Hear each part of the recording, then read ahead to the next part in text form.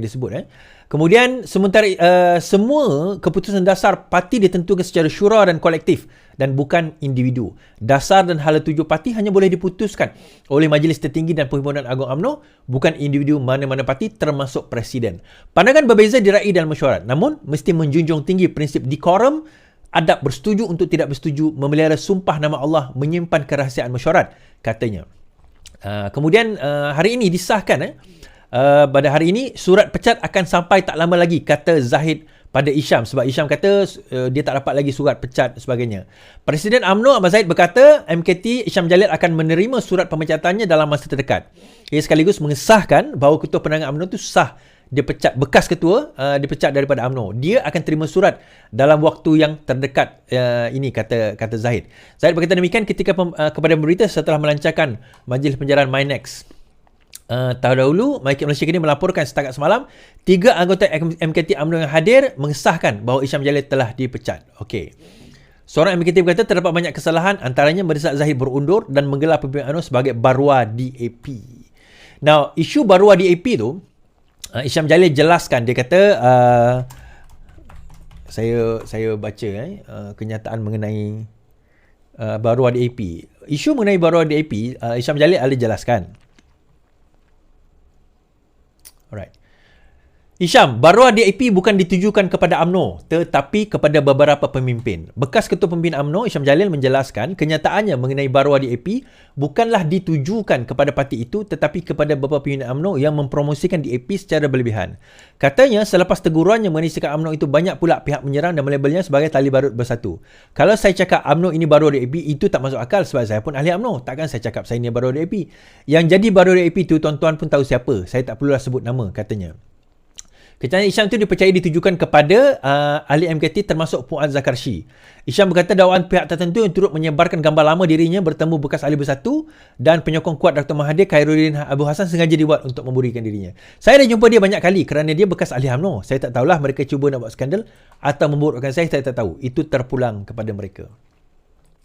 Baik, usaha untuk nak menjatuhkan kerajaan ini sebenarnya bukan benda yang baru. Kan saya kata dalam hari itu bahawa di dalam UMNO itu sendiri usaha-usaha tersebut sedang berlangsung dan sedang berlaku.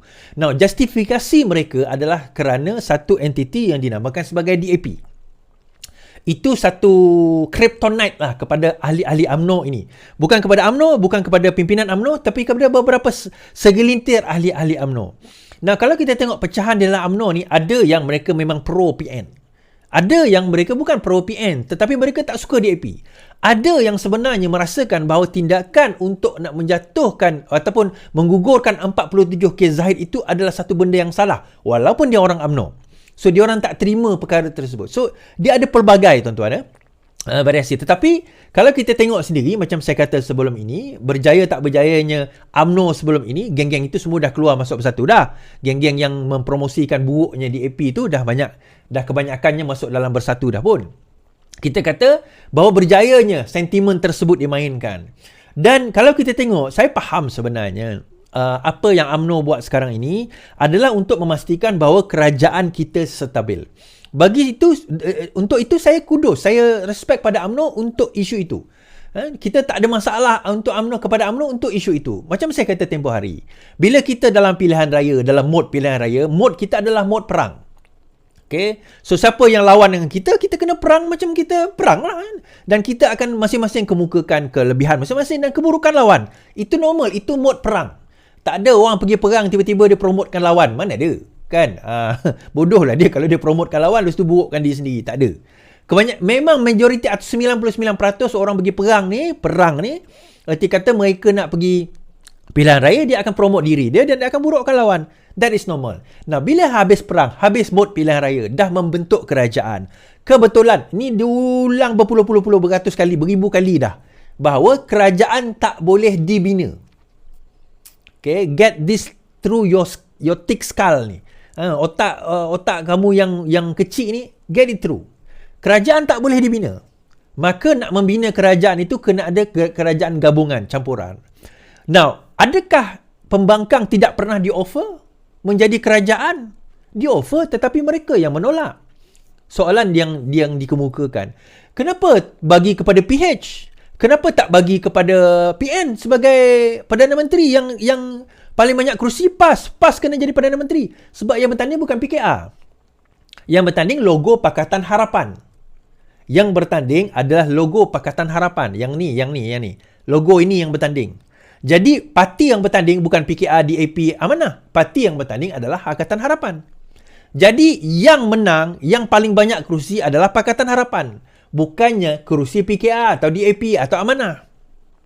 Bukan kerusi itu. Jadi kalau dilihat dalam konteks tersebut, maka Pakatan Harapan lah layak menjadi Perdana Menteri. Dan saya katakan apa yang diutarakan dan juga dicadangkan oleh Yang di-Pertuan Agong, hasil baginda punya pengalaman sebelum ini pada kerajaan yang lepas adalah betul dan tepat. Dan saya pernah sebut dalam live saya sewaktu kerajaan mula tumbang dahulu, saya kata sebenarnya kita kena buat coalition government. Kerajaan gabungan, saya kata coalition government, dan kena di-lead oleh parti yang paling banyak kerusi. Dan saya kata pada waktu itu yang paling banyak kerusi adalah Pakatan Harapan. Sepatutnya 80 lebih kerusi. Sepatutnya Pakatan Harapan kena lead kerajaan gabungan. Namun begitu, pada waktu itu Yang di-Pertuan Agong melihat adalah lebih baik untuk nak memilih tengok SD pada waktu itu. So ijtihad baginda pada waktu itulah, tak apalah. Itu ijtihad pada waktu itu. So as time goes by, we learn from mistake. Kita tak pernah mengalami peristiwa ini, tak pernah mengalami keadaan ini, tak pernah berada dalam keadaan yang teruk sebegini, yang jatuhnya kerajaan oleh geng-geng pengkhianat ni. So akhirnya baginda belajar. So the next one, bila didapati tidak ada apa orang kata yang memegang tampuk, maka di situ Yang di-Pertuan Agong pun mengambil keputusan untuk melihat siapa yang paling majoriti. Dan pada waktu itu tidak ada kerajaan. Dia berbeza dengan pada awal. Pada awal tu kerajaan ada, tumbang. Mahathir letak jawatan pada waktu itu. So bila Mahathir letak jawatan, kerajaan tumbang, kerajaan ada, dah ada. Yang kedua ni kerajaan tak ada sebab baru habis pilihan raya. Berbeza dengan yang pertama. So yang kedua kerajaan ada, baru habis pilihan raya. So daripada situ kita kena sedar bahawa modnya pun berbeza. Mungkin yang awal tu betul juga. Kita tak ada benchmark untuk kita nak tentukan betul atau tidak tindakan itu kerana kita tak ada presiden, kita tak ada duluan. So itulah dia apa orang kata benchmark kepada keputusan Yang di-Pertuan Agong, itulah benchmark kepada sejarah politik negara kita. Okey, jadi dalam keadaan sekarang ni, balik kepada cerita ini, so kita tahu bila desakan itu, dia kata kita tak boleh bersama dengan DAP dan sebagainya.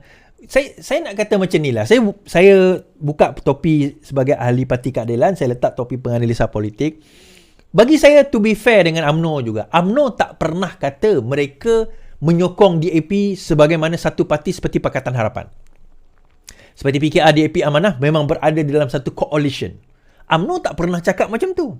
UMNO cuma kata kita berada di dalam kerajaan perpaduan. Cuma dia kata, baruah DAP kerana mempromosikan DAP itu berlebih-lebihan.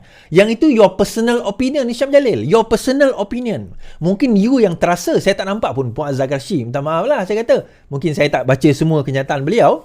Tapi mempromosikan secara berlebih-lebihan, tak ada pun. Adalah kita kata nak kena puji. Macam contohnya saya puji Azalina sebagai Menteri Undang-Undang yang melaksanakan tugas dengan baik bagi saya. Kan saya kena puji beliau. Kerana itu tindakan, bukan kerana dia UMNO dan sebagainya, tak. Kerana memang dia buat kerja yang elok. Dia buat kerja yang baik. Bagi saya tindakan apa yang dia buat, terutama tak ramai yang tahu, isu Sultan Sulu ambil kita punya harta tu dah, ataupun aset kita tu dah hampir selesai. Azalina punya kerja. So okey lah, bagus lah. So kita kena puji berdasarkan tindakan mereka. So adakah dengan itu saya telah memuji UMNO berlebih-lebihan? Tak. So mungkin ada tindakan-tindakan dia yang baik dan sebagainya. So kita pujilah. Kita kuduslah, kita kreditlah pada tindakan tersebut.